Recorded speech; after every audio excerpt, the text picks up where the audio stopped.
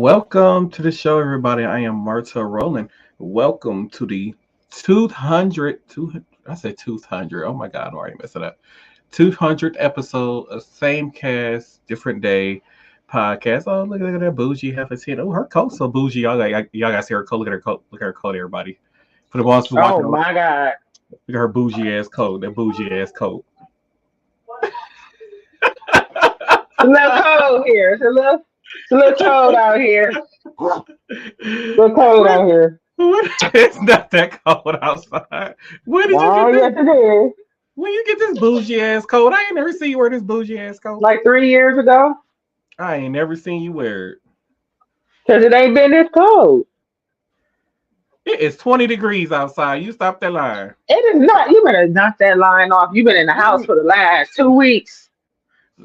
let me. Oh, let's say 11 degrees. It feels like zero. Mm, mm. Okay, I ain't know it was cold outside. How did you not know it was cold outside? It's been like negative life outside for the last few days. Because I went outside today with some slides on and some shorts and with no socks on. You one of the reasons why COVID mutated. So I ain't know, like I went outside. I ain't feel cold. Whoa, let me not bust my. Ooh, and it's gonna be on the camera so the world can see. So Oh, once Lord. again, thank y'all for joining us for the 200th episode of Same Cast Different Woohoo! Day podcast. So to get things kicked off, because we got it's a lot to talk about in this week's episode. So we're going to talk about the Idaho University shooting that happened last year. So update. So the Idaho University, who owns the home where the shooting take place, where his name is I'm gonna say Brian Kahlberg Burger Brian something. We're just gonna say that. He went to basically broke into this home that was owned by the University of Idaho. He broke into the home and stabbed four of their four students to death. Two victims of the families, two. Oh man, wait, why is this not coming out right? So two of the victims' family members are basically were protesting and trying to get them not to tear this house down until after the trial, because they want the jurors to be able to do a walkthrough through the house during the trial, and then after the trial was over, they was okay with the house being torn down. And this is had me thinking, like, when crimes happen in places like this where there's like a mass murder in a place like this, should we, if there was, let's say if there's no, the house is scheduled to be torn down because of what happened and pretty much nobody wants to live in there, should it be after the trials where these houses get torn down or these places get torn down? So I'm starting to think, lean on the side, like, yeah, maybe it should to after the trial happened, just like the jurors need to go through and do that walkthrough and see, where it came from and how it happened and all the other different kind of things. So I think that this should be something going forward where that when crimes like this happen, when there's a mass,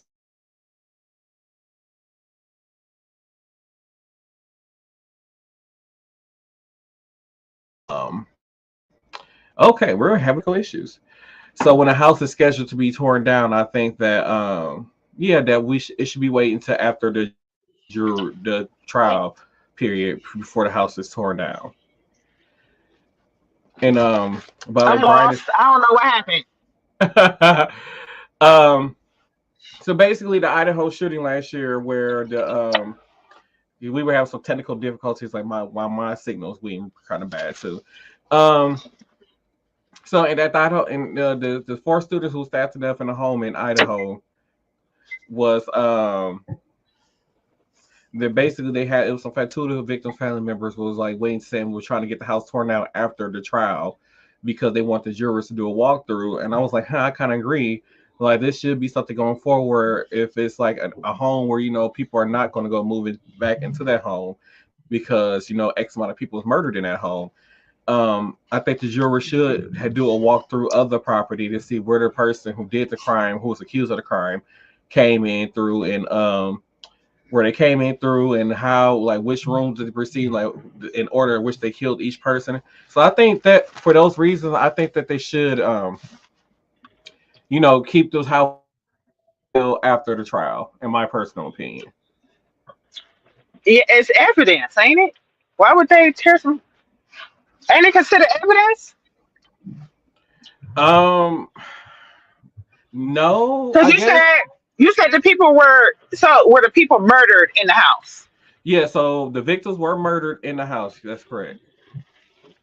Yeah, no, I don't see why would they then why so it'd be a different thing if the person who committed the murder lived in that home, but the murders weren't actually like committed there.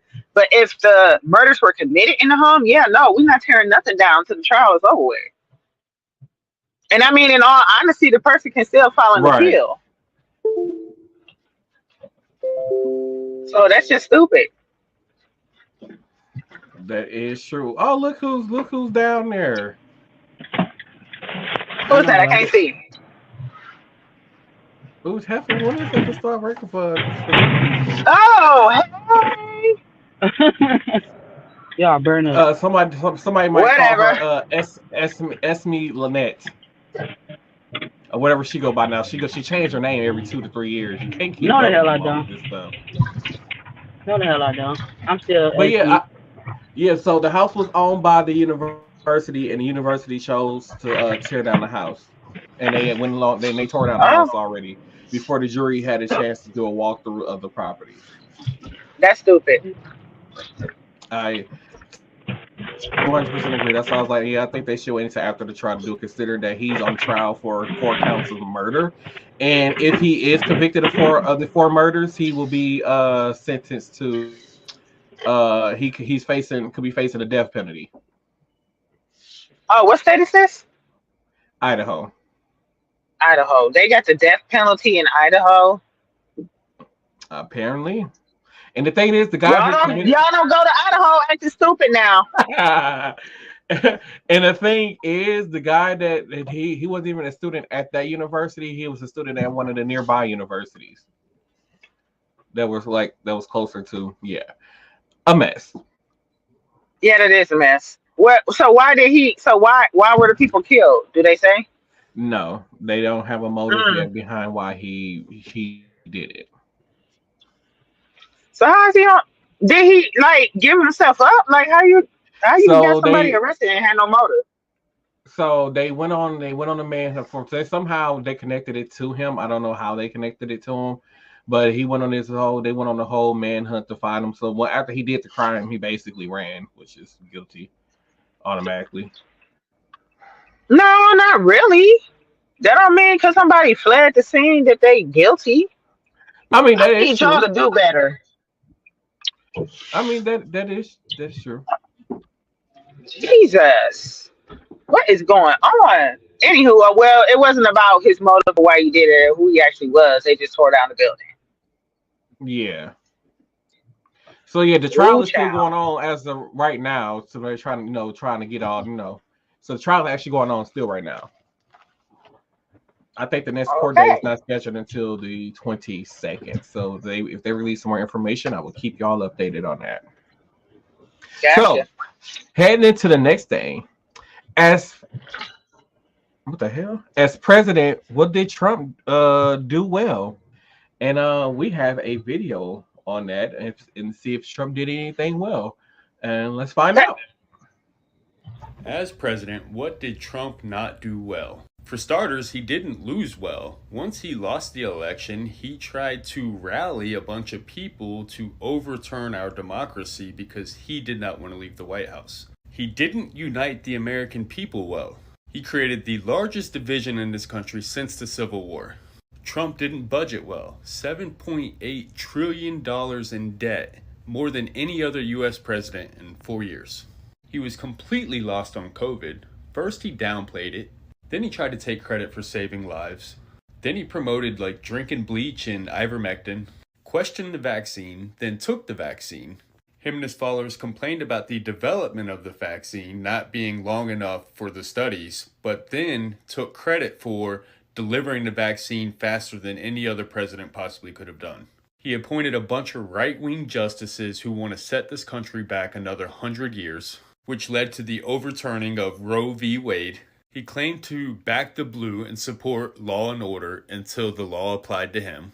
Abused his power by pardoning his chief strategist Steve Bannon. While not unconstitutional, definitely deserves condemnation for pardoning a known white supremacist. In fact, the only reason why he wants to be president now, not to help the American people, not because he cares about the poor or the working class, but it's to be able to pardon himself and keep himself out of prison. While claiming to not take a paycheck, he profited off his presidency by refusing to divest from his international business empire, which is failing anyways.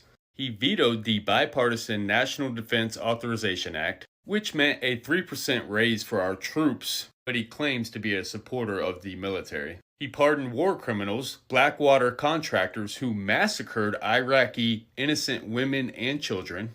He's the one that ordered the drawdown in forces in both Afghanistan and Iraq and then tried to blame the withdrawal on Joe Biden. When he lost the election and incited the insurrection, he considered imposing martial law. This was discussed at the Oval Office, and people are crazy to think that he won't try that again. He put his unqualified family members in top administrative positions. Nepotism at its finest. Tried to ban TikTok. Approved oil pipeline through native land, as if this country hasn't screwed the indigenous people enough. He called white supremacist protesters in Charlottesville very fine people, while telling United States citizens like Ilhan Omar to go back to their shithole country.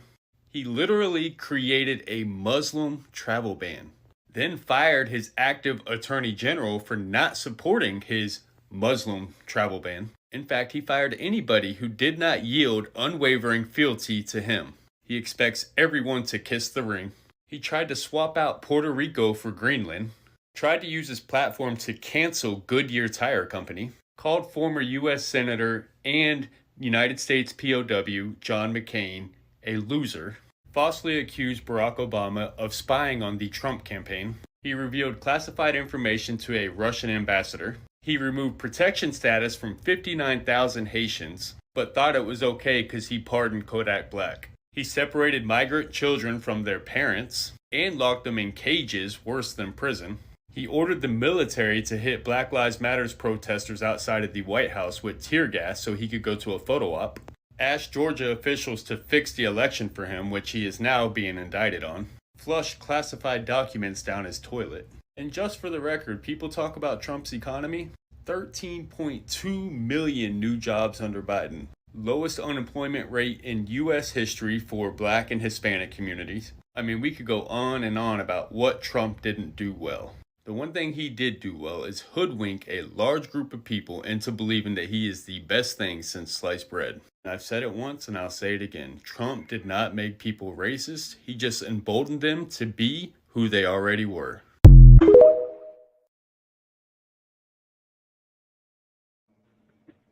Not the Civil War.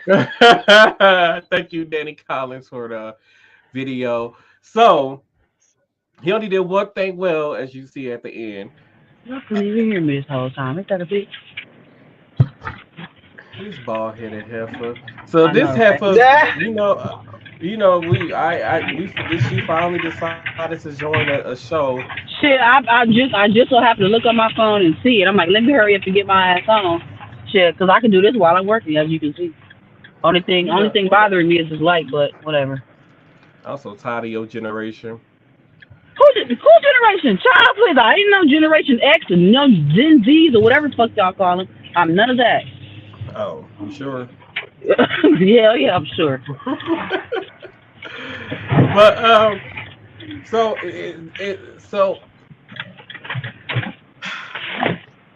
That's a lot to unpack there. That's what I'm like. It's a lot to unpack. So I'm trying to figure out like how, with all that stuff being listed and how he's failed as a president, why do people want this man to be president again so bad? And these people that say racist. And these people that he got brainwashed, like, how don't y'all see that he's not for you? How y'all ain't see that you became more poor under the Trump administration than he did under the Biden administration? Like, right. Come on. Make it make sense, people. So It don't. Speaking of Republicans have hit a new low, and this is about healthcare when it comes to our senior citizens. So hopefully I played the right video. So Oh yeah, my here we God. go. Yeah, I'm not gonna fight with you. Congratulations to the Republican Party. You have reached a new low. Every single voting Republican voted against capping prescription costs for the elderly at $2,000 a year. Democrats wanted to cap the prescription costs at $2,000 a year. Think about that for everybody. Think about that. Prescription costs of $2,000 a year. And every single Republican voted against it. Every single one.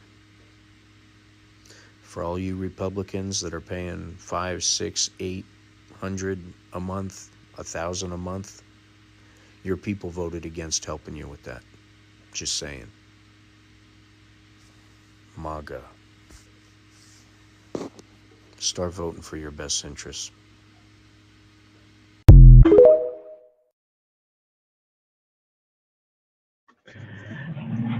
That's wild. Yeah. And once again, this is the same group of people who's going out voting for Trump to be president. But once again, his whole entire party voted against you voted for you have to pay more money out of pocket when it comes to prescription drugs. So I wonder if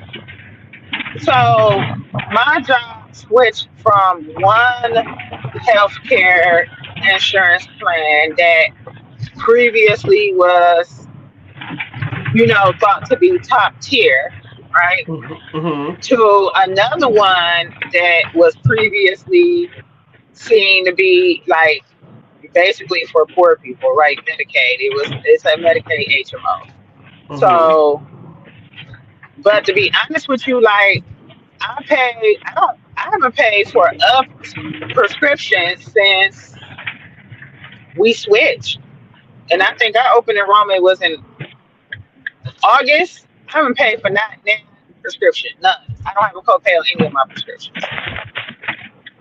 Now, on a previous plan, it was a lot of poor people that worked at my job that couldn't even afford the cost of the copay of their medications. And they were gainfully employed, right? Mm-hmm. So that I wonder,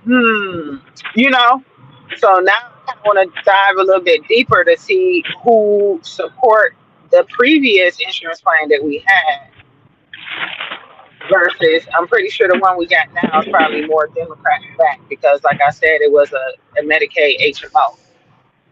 Mm-hmm. It is a Medicaid HMO. So, yeah. And my job, that's not an option.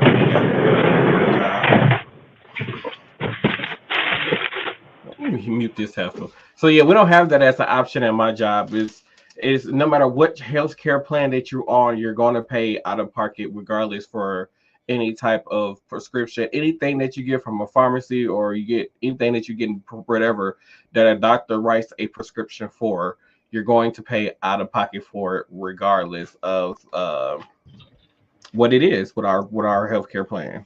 And it's crazy because I work for a healthcare system and yet you pay out of pocket for every single last thing that you do. A visit to the ER, even though it can be simple as, I'm having cold and flu symptoms, whatever. I got my job. They sent me. I was at work. They sent me to the ER. Next thing they're gonna bill for $1,300 that you have to pay out of pocket, and this is with the company's health insurance plan. Why does them keep muting me? I got a question. Because I muted you heifer, because you're loud. Why? With all the doors closing and box shuffling and stuff. Oh, I'm sorry. I'm like, who the hell keep muting me? I want to talk. I got a question. So some people don't have to pay like literally nothing, like nothing at all. Are those like the state, the federal workers or the state workers that that used to work for the state? Those people that work for the federal or work for the state or whatever the fuck, and they got that big money, the retirement shit shit. I don't know. It was a couple years Like ago. pensions and stuff like that. Yeah. Yeah, the real big pensions. So do they? Because my ex's mama, she was one of them, and she said I never have to pay for nothing, no co-pays, no this, no that. So what is So that about? it depends on the health insurance plan. Cause like my granddad, he had to pay out of pocket for his health and for his medications and stuff like that. Like he had co-pays. Yeah. Even when he went to the doctor, he had to pay co-pay, and that's with having Medicare and all the other kind of stuff. So it all Mm. depends on the health insurance. Okay. Well, it seems I like she mean, has my some parents, good my insurance. parents, my parents were in the military, and as long as they go to a VA Yeah. place, they don't pay. My parents don't pay anything for healthcare. Mhm. Which Yeah. as So and unless they you're shouldn't. military, military people they don't have to pay for health care. But if you're a regular old civilian, if you don't have a health insurance plan to basically say, hey, we're gonna cover all your prescriptions and co-pays and stuff, then you're just gonna be paying out of pocket. Yep. You still gonna be mad? So are y'all familiar with Roger Stone? Nope. So apparently a government official basically threatened to assassinate Roger Stone, and Oh damn. I have a guy explaining that to us. So here we go. I don't know if you heard the Roger Stone demanding the the killing of Eric Swalwell or Ralph Nader just before the election to scare the hell out of the rest of the Democrats because he's sick of dealing with them. That's Roger Stone on video. Yeah. Eric Swalwell and Nader.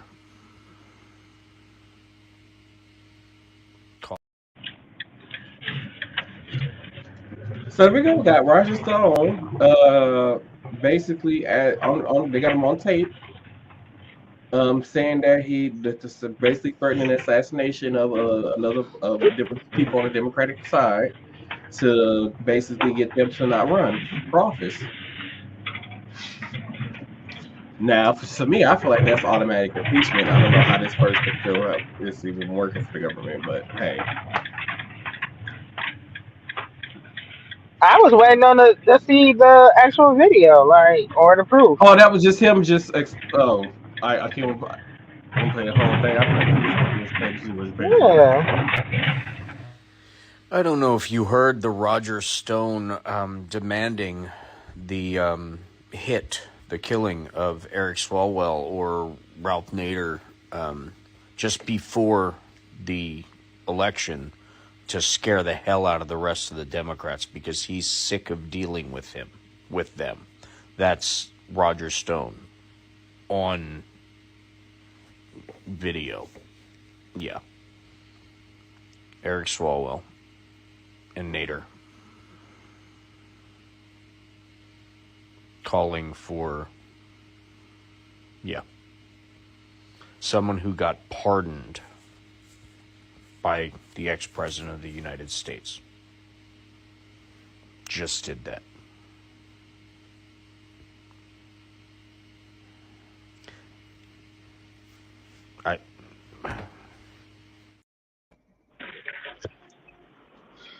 So yeah, Roger Stone So Trump pardoned this person that just threatened to kill somebody. threatened to kill government people running for office. Mm. Of course, you don't have to pay. Well, he won't be pardoned no more. Right. Right. Pardon in jail. Why the hell he ain't in jail yet anyway? Where is he at? Why is he not locked up yet? Why is it taking so long? Yeah. They getting there. You know, they gotta find it. You know, they gotta have dot all their dot all their I's across all their T's. Yeah. That nigga, he out. He kicking it. Get that nigga, lock his old ass up for the rest of his days. Please. Trump is literally the devil. I was gonna say something a little bit more violent, but you know. So, Say it. so to keep this show going, because like I said, it's a lot of things to try to get through on this episode. So one of the things I want to tackle. Oh, I don't think I actually put the clip in, so we might have to skip that and wait for next week. We are going to have to. Yep, that's going to have to wait for next week. Okay, so to keep things going. In Ohio, there was a raid in Ohio where a child was injured during that raid. So Oh I'm yeah, going I to saw that. play. See, I'm going to play this clip. This man was way more detailed than the information that I was able to find. I'm not going to play the whole entire clip because this is a 5 minute clip, but I'm going to play a part of it, and then we're going to discuss. Elyria, Ohio. Police go to raid a home and serve a warrant as part of what they called an ongoing criminal investigation. As you can see, they showed up rolling pretty deep. They take positions up in front of the door and prepare to enter. While that's happening outside, inside, Courtney and her 17-month-old Waylon, who has several health issues, he is on a ventilator, are just going about their day. Waylon is sitting on the floor watching Miss Rachel. Courtney is in the next room preparing a bottle for his feeding. That's when she says she hears what she describes as a very loud knocking at the front door. She does not hear them announce that they're police. She actually thought that it was a family member banging, kind of joking around. As she walks toward the front door, she sees police through the window, but before she can react, they come in.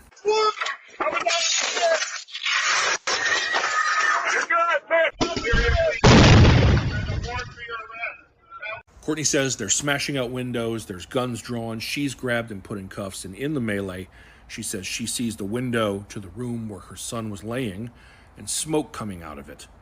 And she believes that a flashbang has gone off in there and that her child could very well be harmed. She begins crying to check on her child, and she claims that police seem very dismissive and uncaring about what's going on. Now, after what Courtney seems to describe as like a pretty long time, her son is brought out. Paramedics on scene check him. They use a stethoscope and say he sounds clear. She says he does not sound clear to her, and they do take him to a hospital just to be sure. A doctor at the hospital eventually diagnoses Waylon with chemical pneumonitis and a chemical reaction in his eyes, and with his pre-existing conditions, this complicates things, and his mother is understandably upset. Now, I feel at this point there's probably a few people who are saying, okay, sure, but why were the police there? What did they do to bring the police there? And the answer is nothing. The police were looking for someone who was a former tenant at that address, who hadn't lived there in over a year. And Courtney's aunt actually said on, she believes, 5 occasions, police had come to their address asking about this person, and she had informed them, that person doesn't live here any longer. I don't know who that person is. I've never met that person. Now, people started asking questions, so the police released a statement. This is from their Facebook. They said, during the tactical operation, 2 diversionary devices, commonly known as flashbangs, were deployed outside of the residence. These devices produce a sound and light that is noticeable in day or night conditions and are intended to distract the suspect's attention. They say they set them off outside. Do they think we've never heard of flashbangs? Do you know how a flashbang works? A stun grenade, also known as a flash grenade, flashbang, thunderflash, or sound bomb, is a less lethal explosive device used to temporarily disorient an enemy's senses. Upon detonation, a stun grenade produces a blinding flash of light and an extremely loud bang. They are often used in close quarter combat, door breaching, and riot control, typically to stun enemies or distract them. If you set it off outside, aside from a loud noise, how does that stun them? How does that really distract them? If anything, you're exposing the officers to the loud bang and flash of bright light that temporarily sort of blinds you, not the suspect inside the home. The explosion would be extremely muffled. The flash would be irrelevant. They're used for close quarter. They're tossed into a place because they go off and you can't hear and you can't see and you're disoriented. And they, therefore, police have an opportunity to come in and grab someone before they can grab a weapon or fight back, etc. It makes no sense to detonate it outside.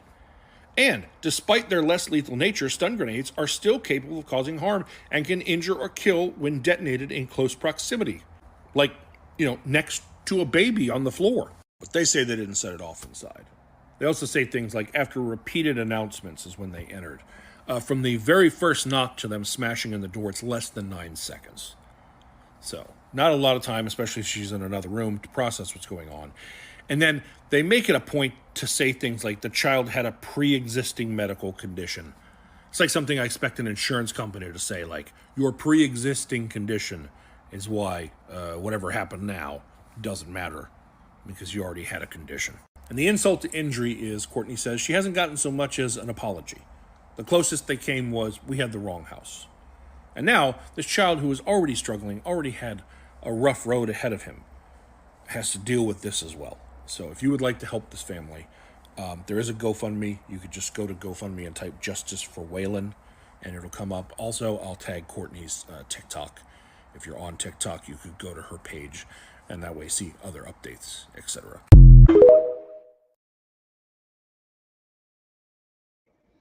Okay, so to start this conversation off, Courtney and her child did not live in that home. They were there from, I believe, Kentucky or Ohio, because her son was scheduled for an open heart surgery that was going to take place in Ohio.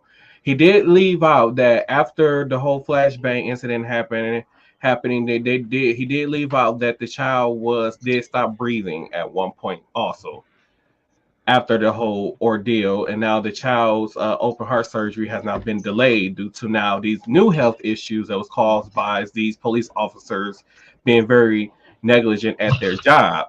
And then second, it seemed like whoever was in charge of doing research or recon or trying to and going and figuring out all these things, if you have come to this house multiple times in a year and I said that this person doesn't live here, I don't know who this person is, why would you come to this house to do that? And if this person was so important, why didn't put surveillance on this house to make sure that this is a house that this person is coming in and out of? It's just a lot of police just doing what they want to do at this point, to me. Everybody needs to lose their job. Yeah. And a pension. I don't give a fuck. Everything. Take it off. Freedom. Take it off. They stupid. Yeah, they lied about the whole thing. Yeah, like I said, the baby, they was there from out of town for a surgery. They was only there for, they only had been in the house for a week, and then this happened. And then you gonna cuff her? Like, come on, man. And then like, it's on the fact that y'all cuffed her, put her back in the police car. She's screaming for y'all to go check on her baby. It was I think like 10 to 15, maybe even longer before they even checked on the baby and all the other kind of stuff. Like, what was y'all thinking? Being raped. They're a bunch of stupid. Like she need to file a big ass lawsuit against that police department. She absolutely should. Somebody probably some lawyer probably gonna pick that up. She already probably talking to a lawyer. I really do hope so. I do too. Because that's ridiculous. Yeah. And that's really stupid. With the price of rent and everything going up, it makes you wonder where is this rent money going? So there was this guy who posted a video, and he talked about. What did I say? I can see it. Then when it gets bad, when they say defund the police, get your job right and stop being racist. Period. Yeah, police. I was just to the police department in the city. So he posted this video. So he's like one of these people who like take care of like the rental part, like the rental company, whoever the owner of the property. They hire people to like basically take care of the property maintenance and all that kind of other kind of stuff. He posted this video. And it makes me really wonder what are these property owners are doing when they get rent money from people. So I want to play the video, and we're going to discuss it afterwards. All right, I'm reaching out to my other fellow workers in apartment complexes, property management. What's going on? I'm starting to notice a trend. So I've been doing apartment maintenance for about 6 years. I've worked at a handful of different properties and different companies, but something's going on. So this morning, the guy has my same position across the street at a different property, different company. He came over this morning and goes, "Hey, who's your vendor for windows and doors, all your glass?" And I'm like, "Oh yeah, I use this company, And he's like, "Yeah, that's who I've been using but he won't answer my calls anymore. He won't come back out. And I was like, well, I can't get him to come out here to the property either. Like, I have to go to his place and buy the stuff with cash and then come over here and install it myself. He won't come out here and work. And then he's like, yeah, man, that's what they're saying to me. He won't come out. And I'm like, yeah, this is like, what's going on? And he goes, yeah, and my plumbers won't come back out, electricians. I'm like, who do you use for plumbers? And he named this one company. I'm like, I love that company too. I've used them for years at different properties. They won't come back out here anymore because we won't pay them. We got landscapers that we owe so much money to. We just won't pay them. So there's a lot of things on the property that you have to get contracted out. Like, I can do a lot of things. Like, I'll change a light switch and an electrical outlet, but I can't do any major electrical repairs. You got to call a company out here to do that. I can't do any major plumbing. I can remove a clog from a bathroom sink or something, but I can't do major plumbing repairs. You got to get a plumber out here, and they won't. You try to call these vendors and they just won't. My vendors for my fire alarm systems and sprinkler systems, they just won't answer my calls anymore. They won't respond to my text messages. And sometimes if they do, they'll tell me straight up, Michael, we love you. We think you're a great guy, but we're not going to come do work for your company anymore because they won't pay us. There's a backlog. Just so much money. I think we owed a flooring company upwards of $23,000 before they said something and go, hey, we're not coming back out. The thing is that the rent keeps going up. My pay's not going up. I didn't even get a holiday bonus. The vendors aren't getting paid. Where's the money going? Where's the money going? Like, it wasn't always this way. We used to be able to just call up contractors. Before I started working here, they had somebody that in my position that didn't know how to work on air conditioners. So they contracted all that out. They would spend like $5,000 a month on contractors to fix air conditioners. Now that I'm here, I do them myself, and maybe I spend $800 a month on parts that I need and do the work myself. But so where's that money? And the rent was less then. They were taking in less and paying out more. But now suddenly nobody can get paid. What's going on? And also, like, the requirements to come and work here are so high. You have to have so much insurance just to step foot on the property. You even have to pay. If you are a vendor, I need you out here to work on stuff, you have to pay an application fee for the privilege of working here. Nobody wants to do that. There's so much red tape you got to go through just to get on the property to work here. And these vendors, they're so busy with stuff. Like, any tiny little roadblock you put in front of them, they're like, here, fill out this form, send this email, you got to pay this fee. They're like, nah, I'm out, I'm good. I got plenty of work. And so our companies are coming at us going, why can't you find people to come and do this stuff? What is happening? Because it's not just my property, not just my company. So who else is going through this? Is your ownership and your management company not paying your vendors? What's happening?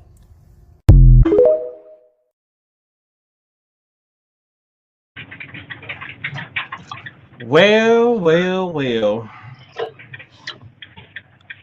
So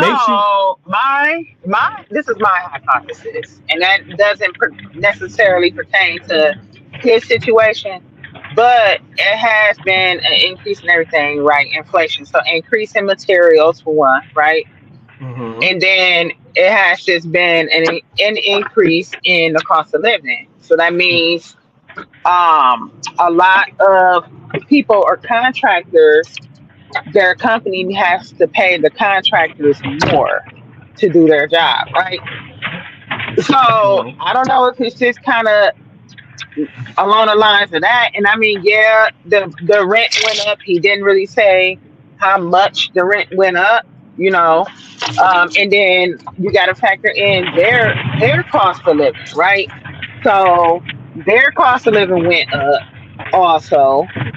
And then on top of that, you got to factor in, is people actually paying their rent? True. So it's a lot of ifs, ands, or buts. I mean, because for a building that size, he's probably in more a unit a building that probably has at least 6 units or more. Um, but so like he said, but he was saying like, the flooring company won't come out and do flooring here no more because we owe them $23,000. Which to me for flooring really ain't that much. So I don't know how much they did. So I would have to look So and so they see like how probably much what so they probably replaced. every time it's probably for like every time they came over, so a tenant moved out and had to go in and redo the flooring or something somewhere, and then they charge for it. But they probably done multiple jobs over the across the term of whatever, and they just got to the point like, hey, you guys have racked up this bill and you're just not paying us, so we're not coming Right. out no more. So but then, there was COVID and it was a rent freeze and people didn't have to pay their rent during that time. True. So there's that. Then like for flooring, it depends on what kind of flooring you putting down. Is it carpet? Is it laminate? Is it a hardwood floor? So it's so in my head when I hear that, I don't have enough information to give a sound opinion on that. Yes, It's absolutely. They need to start paying down their bills, so they can get their vendors to come out so people can have a nice, decent place to live. Absolutely. But I mean, stuff happens and maybe they don't own the property outright. Maybe they're still paying the mortgage. My mortgage went up, mm-hmm. So it could be a lot of that. The cost of materials, the cost of the service, the cost of the actual building went up.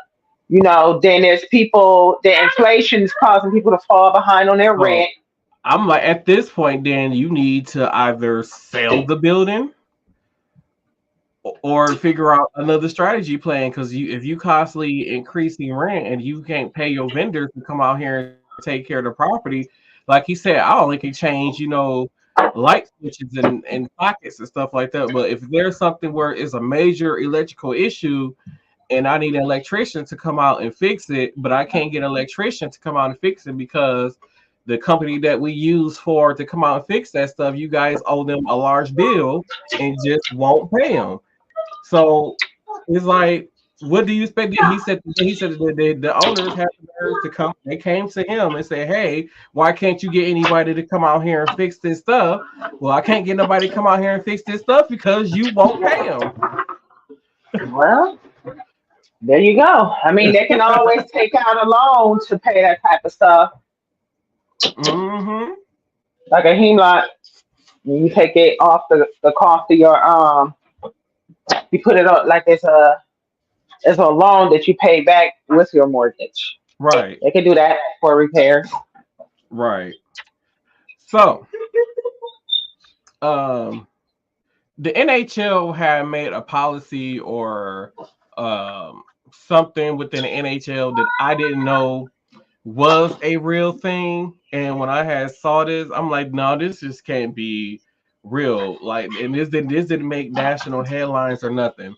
So I'm going to show this to y'all real fast. Breaking gay news after the NHL passed a Don't Say Gay bill. That's just become distraction. Because this homophobe refused to play. He saw any pride tape. My choice is to stay true to myself and my religion. This straight player risked his entire career. What is the NHL doing? Obviously, we're all here based on what you did. And with his job on the line. As a straight male, I really don't understand how much impact I can have. The first NHL player to openly defy the league's ban on pride tape. The NHL just announced pride tape. What are they doing? Is back.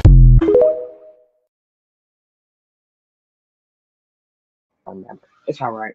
So I didn't even know that the NHL even passed a "Don't Say Gay" bill. Like I didn't even know that was a thing. The fact that it was a straight male who went on there and said, "Hey, I'm ready to wrap rainbow tape around my hockey stick, and I dare you to say something or do anything about it." And now because he made this stance, now they are allowed to do these things in the NHL. But for a company like that to be like, "Hey, you guys don't basically can't mention gay in our league," I think this is absurd. Who told them they can't? All because one person said that it's against their religion. That's true. You said companies said it's against who religion? No, one of the hockey players who in NHL saying, you know, that he's it's to give, you know, he believes in his religion and all the other kind of stuff. And the NHL basically came out with this "Don't Say Gay" bill within the NHL, where you can't mention gay in the NHL. This is from the head top people. Whoever made decisions for the NHL made that decision. And saying, hey, you guys basically can't represent anything that has to do with pride or gay people, and you can't do any of that. We're not going to allow any of that in the NHL. We're not even going to have a mention of it. That's a civil rights violation. What are they talking about? So yep, somehow that ban went through, and he was this straight hockey player was like, no, that's bullshit. I don't think that should be a thing, and it was like, yeah, I'm going to start putting rainbow tape on my hockey stick. And because he took that stance and it got some publicity, and now they went back on they were like, oh, you guys, yeah, you can do it now. Pride. NHL is all about pride. Pride. I think once that went public, they like, oh, this is gonna be really bad for NHL and this is gonna cost us money. Let us go double back, which basically what happened. Why is everybody so stupid? Why do you think you're gonna get away with something like that? First of all, like it's a clear civil rights violation. I don't understand it either. And it's not just like it's the heterosexual people too that worry about what other heterosexual people be doing and who they sleeping with. So it's just a matter of people don't know how to mind their business. Right. And worry about the stuff that pay them, because then nobody, you know what I'm saying? Like, come on, get with it. You can't tell somebody to not be who they are anymore. You cannot. All you can hope for is people to remain professional while they're at work. That's it. Right. That's it. And it ain't no ban on what color tape you can use on this hockey stick. You know so yeah, I'm glad he stood up. Yeah, actually, it was a ban on it, so that's why he even with the ban, he said, you know what, I'm gonna wrap my hockey stick in rainbow colors, and he did. But so this is my thing though. Rainbow is a symbol of pride, but a rainbow is a rainbow. Like that's a naturally occurring event in the world. So that's all of that shit is just stupid to me. Kids like rainbows. Right. Kids that like rainbows. They be like, gay. Okay, well, whatever. It's some colors. Right, it's colors. Colors. That's all it is. Colors. Straight up. So Tina has sent me a video about a statement that someone made about single mothers are the worst parents. So I haven't watched this video yet. I just went and got the clips to put on here for you guys. You said it's triggering? Yeah, it's triggering. For me, it was triggering. So I'm going to play this video right now. Single mothers are literally the worst parents on the entire planet. Statistics back that. Over 70% of young men that grow up under a single mother in particular, end up in prison. So everything that this man just said is a complete lie, which means it must be time for another round of These Aren't Facts. They're just things you made up to justify your feelings. Now, the often quoted statistic is that 70% of inmates come from single mother homes, which would represent about 840,000 of the 1.2 million people incarcerated according to the Department of Justice in 2021. Meanwhile, 70% of the estimated 19 million children raised in single mother homes would be about 13 million. And I'm not sure how Aaron's defining young men, but even if we adjust for that, it would still be an absurdly wrong number. Okay, so Aaron misspoke, but what about that 70% statistic? That has to be correct, right? After all, it's repeated everywhere. Women gotta hold themselves accountable because 70% of boys in jail are raised by single mothers. Single sisters are to blame for the high population of men in jail. 70% of youth in juvenile delinquent facilities come from single mother homes. 80% of all youths in prison are from single mother homes. If you compare a single mother, is 80% chance of going to jail. 80% of all prison inmates came from single mothers' homes. I did the research. 80% of black males who are in jail come from single mother homes. And we are filling up these prisons with fatherless kids. Okay, so we're not sure if it's 70% or if it's 80%, if it represents all prisoners, just young men, or only black men. But what we do know is that prisons are full of young men from single mother homes, and the women folk are to blame for it. And this statistic has been copy-pasted across every website for fathers' rights groups and family law attorneys representing fathers. But notice that it's different. It's 70% of juveniles in state-operated institutions, not prisoners. But even that claim is wrong. It comes from this 1987 report from the Bureau of Justice Statistics. And it says across all juveniles in state-operated institutions, 70% of them did not come from a two-parent home, which includes single mothers but also single fathers, homes where the child was raised by other relatives, and foster homes. In fact, single parents were only 54%, and of that, 48.4% were single mother households. But it's important to remember that this is 35-year-old data about juveniles in juvenile institutions, not prisons. And they only surveyed about 10% of juveniles, so while it might be indicative, it should not be taken as a concrete fact. Now, the statistics on inmates are actually fairly easy to get, thanks again to the Bureau of Justice Statistics. And in 2002, they showed that the number of offenders from single mother homes actually dropped from 41 to 39%, and went back up in 2016 to 41.1%. Meanwhile, homes with a father represented 40.7% of all offenders. It's almost neck and neck. So while prisons may not be overflowing with offenders from single mother households, it does represent an elevated risk, about 2 to 3 times. And since your lifetime incarceration risk is about 5%, what that means is instead of 70% of children raised by single mothers going to jail, actually well over 80% will avoid ever seeing a jail. Okay, but that still means that single mums offer the worst outcomes, right? Well, studies have also looked at incarceration rates for different household types. And they did again find that 3 times risk for single mother households. And you can see that when we adjust for social, educational, and economic disparity, that risk drops to about 2 times. But before single fathers start to crow about this, look what happens when dad gets a new partner. They offer some of the worst outcomes. And when we remove the economic advantage that single fathers often have, you can see that single fathers with a new partner offer the worst outcomes, beating out single mothers with stepfathers, and even children not raised by either parent. So if we really care about childhood outcomes, we need to be teaching men not to ignore their children the minute a new woman shows up.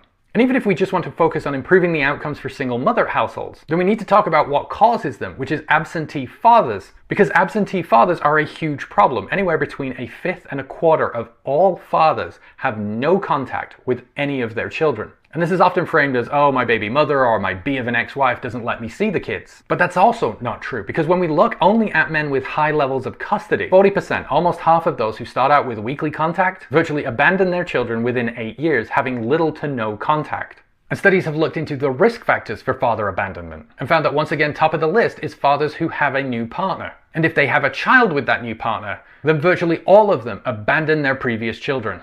So if we really care about improving childhood outcomes, then we need to stop talking about single mothers and instead talk about the disgusting attitudes and behaviors in fathers that treat their children as disposable.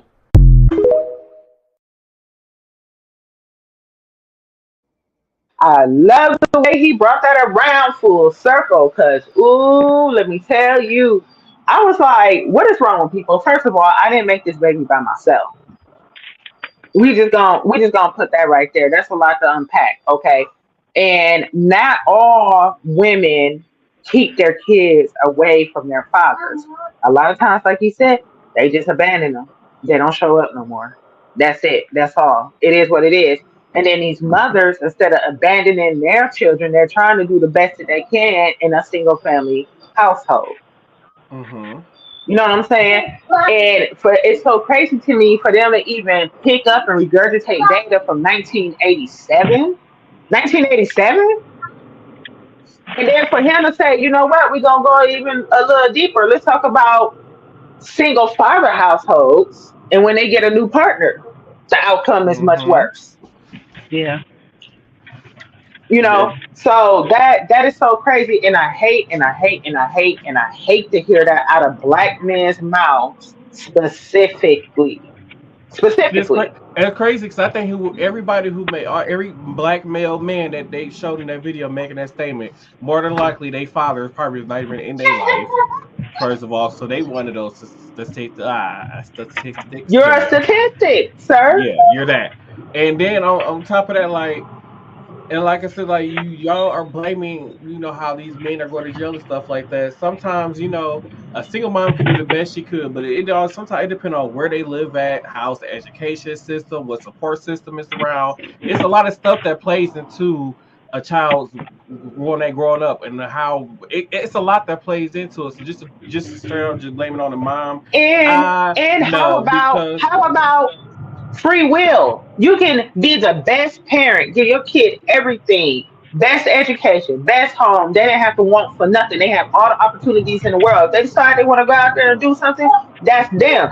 It ain't got nothing to do with a lot of that stuff. They just pick up and decide that's what they want to do. exactly. And then like I say, like I remember being in like middle school and high school, and majority of my classmates father wasn't in the picture. Some of them didn't know who their father was. Their father just disappeared. And they haven't seen their father in years and years and years. So, and it is crazy because like a lot of men carry that trauma with them, and they don't want to talk about it or deal with it. But a lot of men going into adulthood are angry that their father wasn't around. But then at the same time, they get a girl pregnant at 18, 19, 20, 21 years old, and then they do the same thing that their father did. So it's just a constant repeat cycle until somebody within that cycle be like, hold on, I'm not going to be that father that abandons their child. I'm gonna stick around and take care of my child until It's a that learned cycle behavior. until that It's a learned cycle is behavior. broken. It's going to keep happening over and over and over again. And then once again, I keep telling people I blame MTV because once again, that whole 16 and pregnant shit that made these teenagers think that, oh, it's cool for me to get pregnant because I might end up on TV. That's just my personal opinion. That's a show that shit that I have never happened. I agree. That right there, when I push it, so, and I actually found that video in a group on Facebook that I'm a part of. That is a group full of men where they just constantly bash women all day. Like they sit around and they talk about the only thing that's a high value woman is a woman that has no kids and she got a good body. She don't have to have degrees. She don't have to have a job. All she got to do is listen to what he want, do as he say, and look good. All of these men in this group. And I'm like, that is just so disheartening. That's crazy. And for you to say a woman is less attractive because she's intelligent, that just make it sound like you don't want her to know what's better. She can do better for herself. They want women that they can control and be like, whatever I say is gold. That's law. Whatever I say goes is in this house is law.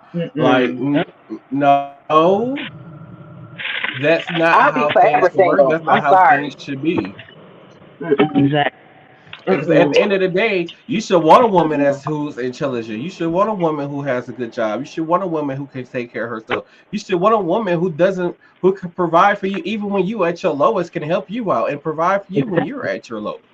Exactly. But then turn around and complain that women are gold diggers. But that's what you want. So you want to gold dig a woman so you can control her. And that's really what it's all about. It's all about control. Yeah, that I could never be a stay-at-home mom. And I say this many times over. I'm like, I will never ever. I will always. Oh, that's true. They're not happy with themselves. I will always have to have my own bag. What you're not gonna do is control my money. Man, you're not gonna tell me what the fuck to do with my money, because bitch, I work hard for mine. You're not. Just like the dudes who don't work all year round, but then when it's tax time, they go with their girlfriends to the tax place when they get their taxes done. Like, come on, man. Like, just be buying them gifts with the money that their girlfriend give them and shit. Right. But one thing I do want to say when it comes to the single moms thing, now I can't say it's all fathers because there's some women who will purposely keep the kid away from the baby daddy because the baby daddy got a new girlfriend, or she don't like the baby daddy mama. The mama said something to her, and now she don't like the baby daddy. So I'm gonna keep your grandson away from you, type shit. I've seen it happen before. Oh yeah, yeah. So I mean, it's both sides. But for that, what they said though in that video about single moms, I'm like, yeah, that's completely wrong. Yeah, because they gotta remember. I mean, some parents or some kids lose their other parent to death. Like in my baby daddy's been gone 6 years this month. So it's like it's hard raising a fucking damn teenager that act just like the nigga type shit. So it's nah. And it's like that ain't and there's only so much I can tell her because she 18 now, so she thinks she grown. You know, I can only guide her. I can't really, whatever. Listen, I don't know no woman. I personally don't know any woman that say, "Hey, let me go have a kid so I can raise it by myself." Right. That's true. What sense does that make? I do know a woman who went to a clinic to have a baby because she was at a certain age and she felt like she was gonna be able to find a man to get married, so she wouldn't have had a baby of her own. But that's yeah, different. That is different. I'm talking about you with somebody and making a baby the old-fashioned way. Well, yeah, true. Because speaking of, because this whole single moms thing, because just because he watching right now, I'm afraid to bring this up. Because you might end up in a situation. So Yeller it was a car outside stuck, and I know he can't get up fast enough to come stop me either. So there was this car that was outside stuck. And you know how they be going back and forth, back and forth, back and forth. Yeah. Car don't be moving and stuff. He said they better stop before they blow their tie rod. I said, what? Huh?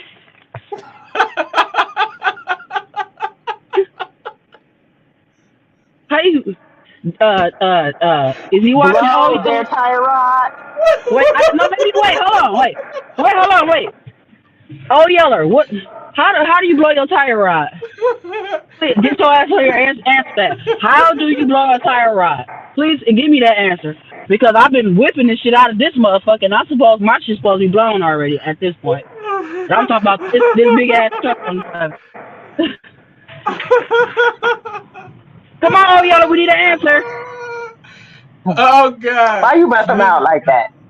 He thinks the tire rod is in the engine, y'all. This is what happens when you come them single mother households that don't know about cars. I was gonna say, don't do that. I know more about cars than a lot of men.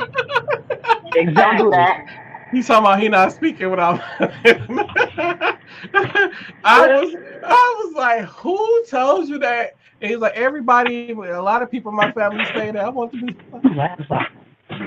Damn, I'm tired of this. He said he gonna blow his tire rod. Oh, okay. I have to explain. Yeah, because I'm like, when your tie rod breaks on you can't turn. Like, you can turn that wheel, but that tire not gonna turn. It's just gonna keep going in whatever direction that wheel that the tie rod broke in. It's connected to the wheels, your steering system. Now, what you can do is. That's what I said. So you can blow the transmission, or you can blow a gasket or something like that. Stuff like that. That's what happens when you blow something. I shouldn't have said when you stuck in the snow. But Lord have mercy, y'all. Lord have mercy. I was just like, I couldn't believe that. I couldn't believe it. That's so man. But yeah. So this was a news roundup. We did a whole lot of rounding up.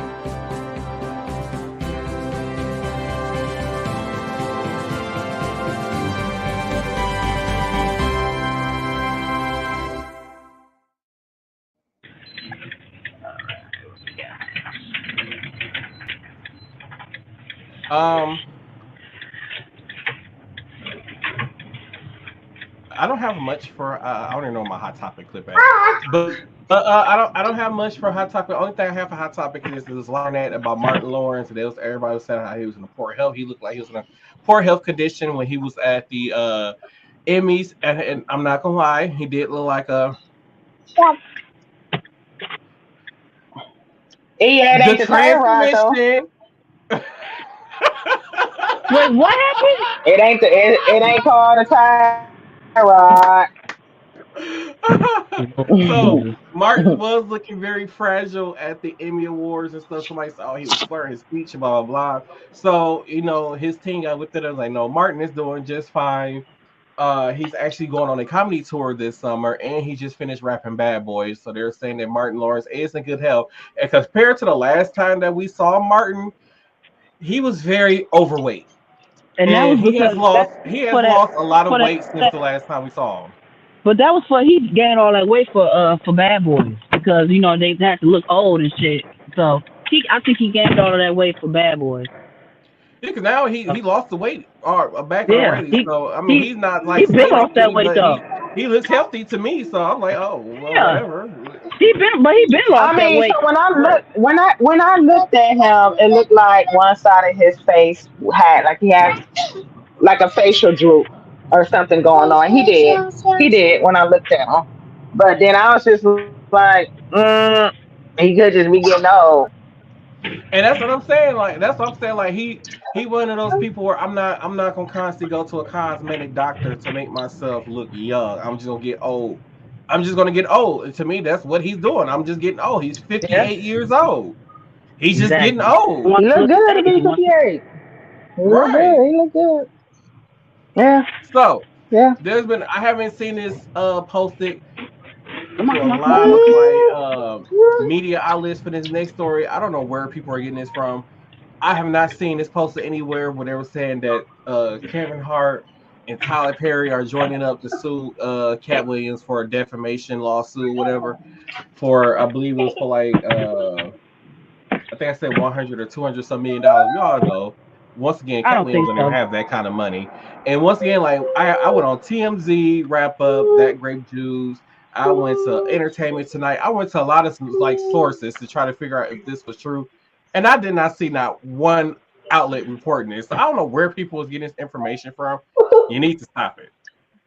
But what I can tell you is, what I can tell you is Tyler Perry is filming a new Madea movie as we speak right now in Atlanta, Georgia. Ooh, I can't wait. There's video of him on TikTok. They were at a gas station filming a scene. So probably 2025 we will see another Madea movie. Oh shit! These they wrong for not putting no salt down here. I don't push buttons on this thing. Lord have mercy. I don't know what I did. Justin Timberlake is teasing a comeback because he's going around posting flyers like missing pictures, like he's a missing person. What? Like he's a missing person, so he's going around posting flyers like he's a missing person. So I guess he's doing like some type of music comeback or whatever. My whole thing is, why do this whole music comeback or whatever it is that you're trying to do, unless you're trying to do like a reunion with NSYNC or something like that. You actually go tour with NSYNC because you sold his whole entire music catalog, so he no longer owns any of his music. So what's the whole point of his whole music comeback if you just sold your whole catalog? I don't really get it, but I guess good luck Justin Timberlake on your music comeback. And with that being said, we can head into our TikTok videos of the week. Oh wait, oh yeah, wait, no, did you do you got your health story, or was that your health story, the video that you sent me? I was just gonna talk about Ozempic real quick. Oh, okay. Well, let me.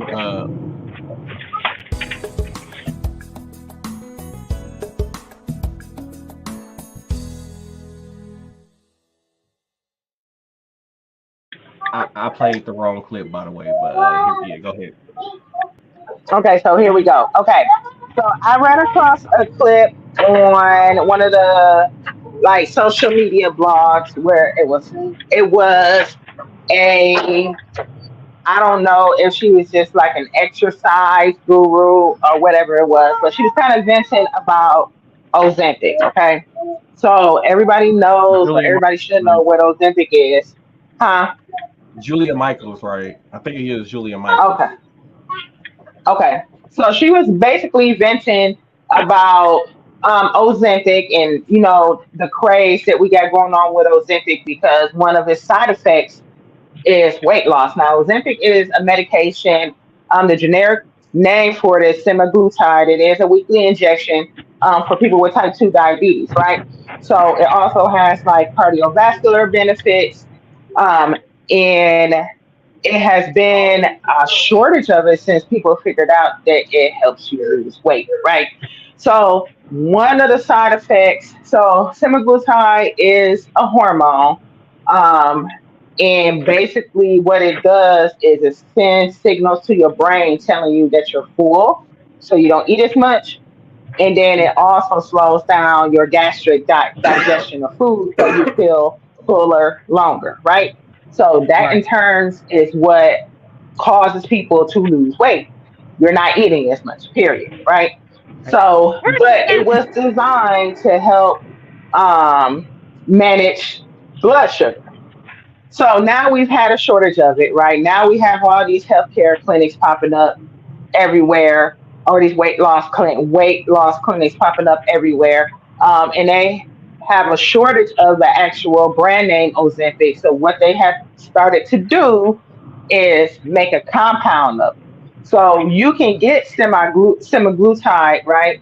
But it's not going to be the same as Ozempic. It may have different inactive ingredients, and it's not a pre-filled pen when you can adjust the dosage. It's more of like, think of like an insulin needle where you have to give yourself, when you have to give yourself an injection weekly, right? With a needle, a syringe. Right. Okay. So she was basically complaining about a celebrity that I'm not going to name. Oh my God. It was him, not me. It was him, not me. So she was basically talking about this celebrity that previously was pushing Weight Watchers a whole lot, right? Back in the day when Weight Watchers was like the fad.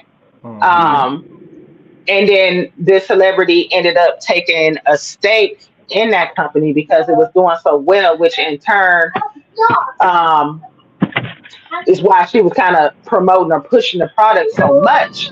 Now, it sounds like that Weight Watchers has gotten into the weight loss medication business. Now, it's more than just Ozempic. You got Wegovy, right? That's actually been approved for just weight loss, period.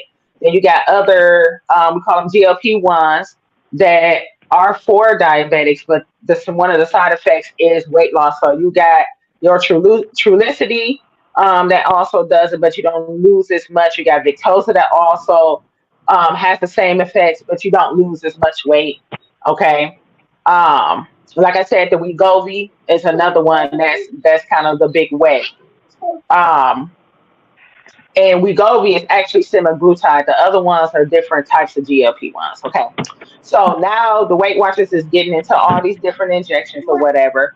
And, recently this celebrity showed up on the purple carpet, okay, to promote a movie. Harpo. And was looking snatched, right? Was looking real snatched. And this particular celebrity has battled with weight loss pretty much as long as she's been in the public eye, right?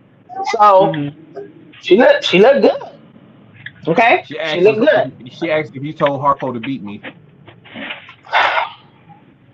So now the individual that made the video while she was ranting, she was upset because it's like, for one, now the people that need it can't get to it, because it's been basically being held hostage for things like this. And then number two, she is urging people to actually go see a doctor before you go in here and decide that you want to. And I mean, so these companies, in order to prescribe things, they have to have a provider, right? An actual prescriber. They can't, these are medications. You can't just get them over the counter. They have to be prescribed. Okay. So she's urging people to actually go have a primary care physician, discuss your weight loss options, actually, get your lab test done, because there are a lot of side effects. Like if you ever have pancreatitis, they don't advise that you take these type of medications. So it's a lot of ifs, ands, or buts. And she don't feel like these weight loss clinics are actually doing their due diligence to make sure that, people are safely taking these medications. And I mean, it's an easy way to lose weight. So a lot of people, they come into these clinics, if they can't, get it prescribed by a primary, they go to these clinics. And then a lot of times, if you don't have type 2 diabetes, a lot of these medications are not covered by your insurance. So people have been paying out of pocket $250 plus for a 1 month supply. Okay. The only thing about it is if you do not have a good exercise and diet regimen, once you stop taking the medication, you're gaining all of that weight back. Period. Okay. So, and then just to even furthermore, a healthy weight loss is 1 to 2 pounds a week. Not you. I've heard stories of people losing 15 pounds in a month. Like that's not healthy. That's unless you cutting 15 pounds or sucking 15 pounds out, or you laying in a hospital bed somewhere and you on a liquid diet. None of that stuff is healthy. Okay.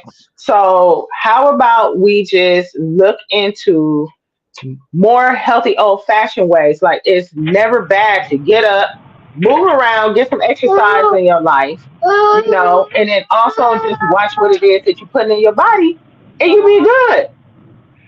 And that's all I got. Come on.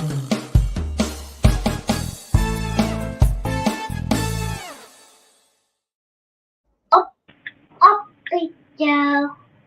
Up we go. I'm done. Now, if we get... I said I wasn't naming names, so I don't know what you're talking about. Disclaimer, we don't know what he's talking She's the about. one who publicly went out there and talked about it. I'm just saying. Okay, fine. I'm gonna talk, okay, because I gotta get ready, right? So we're gonna go into our TikTok videos of the week.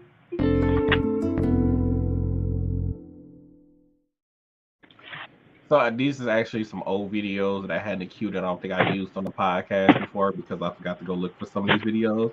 So here we go. It's hot on the bottom. It's hot on the bottom. Okay. It's mother hot on the bottom. It's our own fault, Somewhere along the lines, we went soft.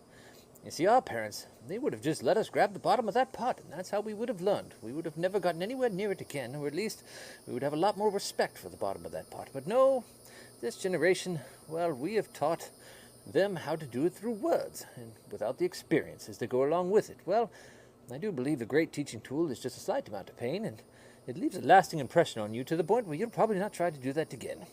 But what terrifies me the most is that these children are going into the working class with, well, the same type of respects for dangerous things. And that terrifies me because most of them will probably unalive themselves within the first 6 months of working, wherever they are. Yes, you see, they're going to do something silly, like try to wire a residential panel in a home. Their boss will tell them once, that wire is hot. He will tell them twice, that wire is hot. And then the youngling, of course, will stick his little sausage fingers around the piece of wire and electrocute himself like a piece of bacon right there frying on a hot summer day.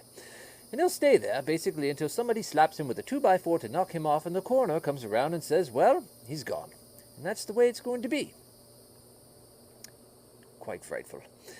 Is there any way that we could put a filter on this gene pool?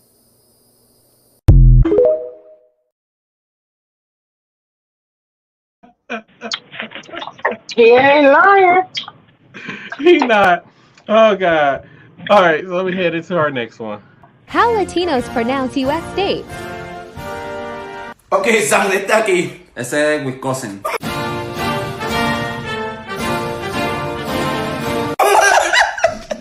Alright, sangre. Está aquí. Ese es Tennessee, ¿no? ¿Cómo? Tennessee. Tennessee, man. Ok, sangre, está aquí. Ese es Massachusetts.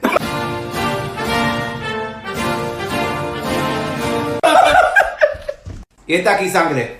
Arkansas. Arkansas. Alcanzar. Ok, sangre, está aquí, es un poco difícil, ¿ok? Pero tengo mucho fe en ti, ¿ok?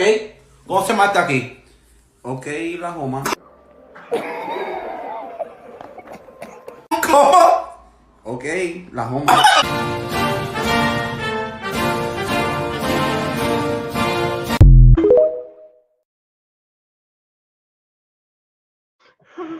So before he said Oklahoma in Spanish, he said, okay, this one is a little bit difficult.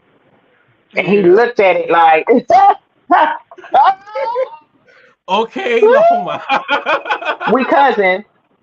We cousin. We Right. cousin. Oh my We god. cousin. Oh my god.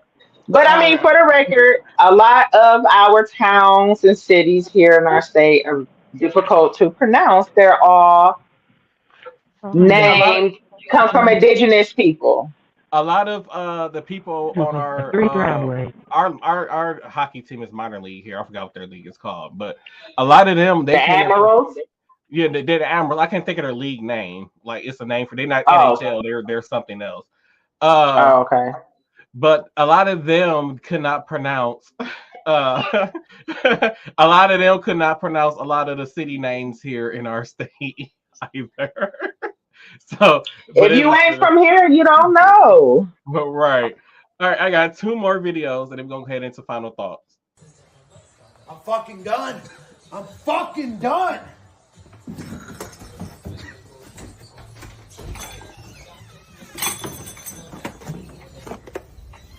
I'm fucking done. 2 years in a row. I'm fucking done.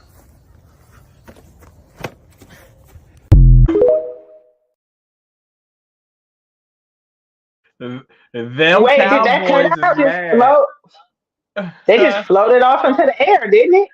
That's what it looked like. These Cowboy fans are super mad about that ass whooping they got on Saturday. Ooh, from the Packers, honey. Okay, I got From one the more Packers, video. honey. They got their ass whooped.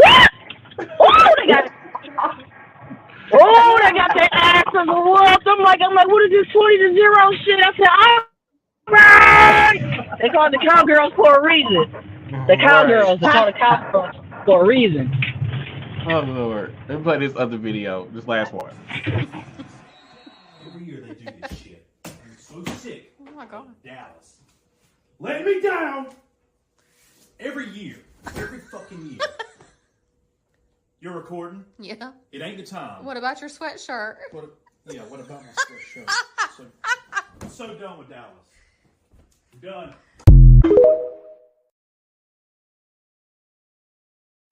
The fact that all his fans, the fact that all his fans keep on every fucking year they let us down. Every fucking year. The fact where they showed the owner throwing the paper at the counter and turned around like he was fucking.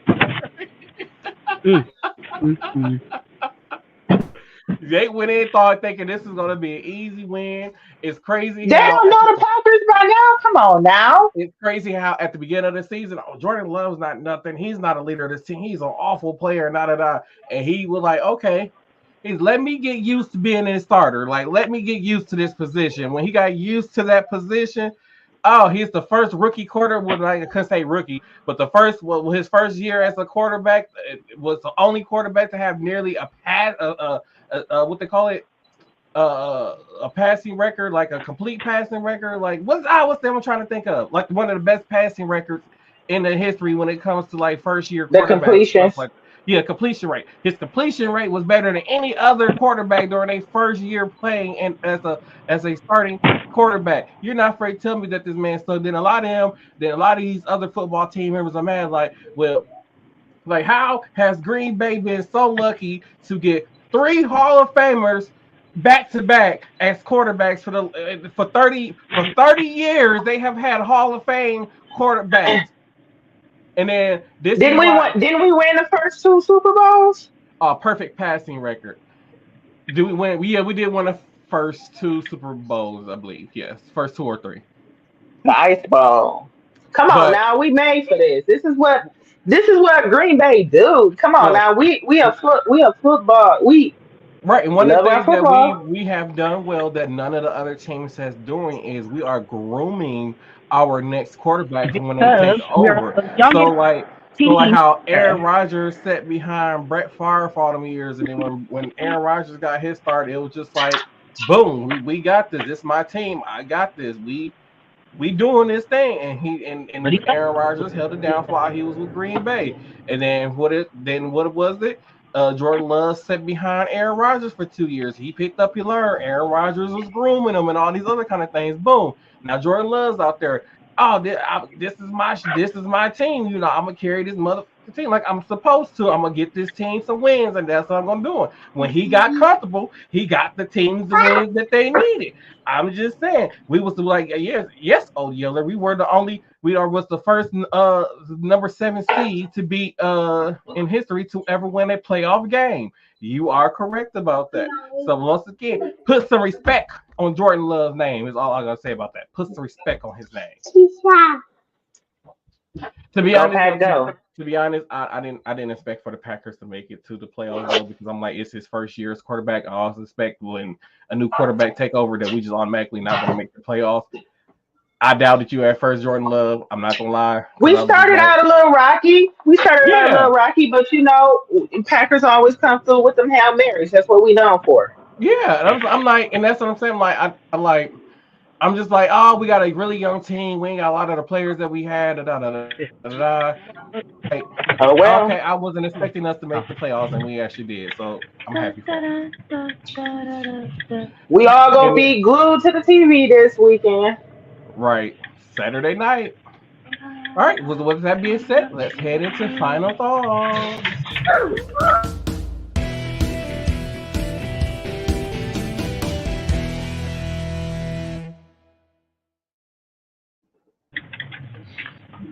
Oh, okay, it's me.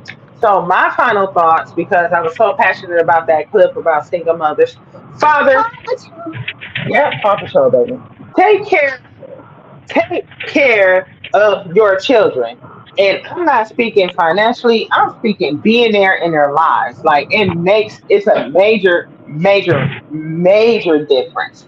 Like it's not just about buying stuff, it's about spending time and teaching things. So that's pretty much my final thought. Oh, hey, 30-year-old. Oh, this Say is hi, 30, Corey. right? Make sure. Oh yeah, that's a 30. What's going on? All right, let me switch to this other bald-headed heifer. Oh, my bad. Okay, so my final thought is, this is all off topic. If you want your Amazon packages delivered front door, back door, any fucking door, plow and salt your driveways and your damn side things, the shit. Otherwise, you won't get it. That's all. Lord have mercy. Okay, my final thought is arise, raise hell, and then you leave. And then also, like I said, like Tina said, you fathers need to do better, take care of your children or whatever. We need to believe more in the power of the Christmas tree and stuff like that. 342 days until Christmas, just let y'all know that.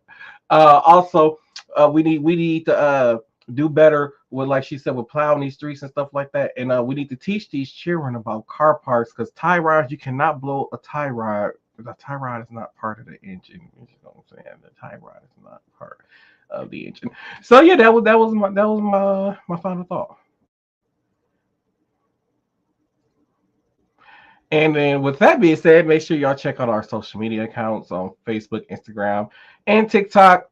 Tomorrow I'm gonna be working on getting some clips released for you guys, so you need something from the podcast. Don't forget to check out the audio versions on your wherever you stream your podcast. The audio versions are on there also. And audio listeners, if you ever want to watch us do our thing live, you can find us on Thursdays at 7:15 p.m. Why can't I hear nobody? Thursdays. I don't know, just me talking. You can find us at 7:15 p.m. on Thursdays, and we see you all on the next episode of the Same Cast Different Day podcast. Okay, now what the hell just happened?